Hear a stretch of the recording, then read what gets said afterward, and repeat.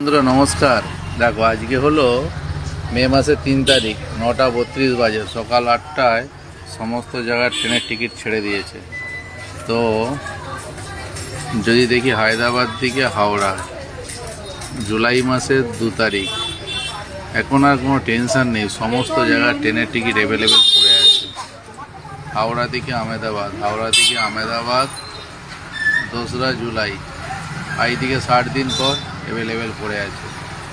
আচ্ছা, যদি দেখি হাওড়া থেকে পুরী, যারা এই সময় বেড়াতে যাবে জুলাই মাসে নিশ্চিন্তে টিকিট পাবে। যেমন এই হাওড়া গাড়িটা একদম টিকিট পাওয়া যায়নি, কত সুন্দর টিকিট অ্যাভেলেবেল পড়ে আছে। আর যদি দেখি হাওড়া থেকে গুয়াহাটি, হাওড়া থেকে গুয়াহাটি যাবার টিকিট পড়ে আছে। যদি দেখি হাওড়া থেকে বম্বে, হাওড়া থেকে বম্বে জুলাই মাসের 2 তারিখ, আজ থেকে 60 দিন পর সব পড়ে আছে, খালি পাটনা মেলটা বাদে সব টিকিট পড়ে আছে।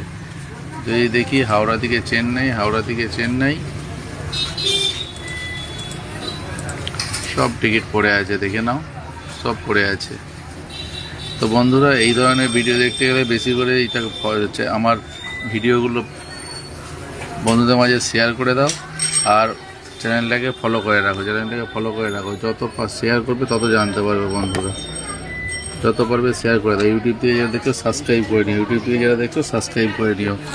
যত শেয়ার করবে তত বন্ধুবান্ধবরা জানতে পারবে যে কোথার কবে টিকিট ছাড়ছে, 60 দিন পর ক তারিখে টিকিট ছাড়ছে, সেইভাবে প্ল্যানিং করতে পারবে। দেখে বুক করে নাও। Happy journey.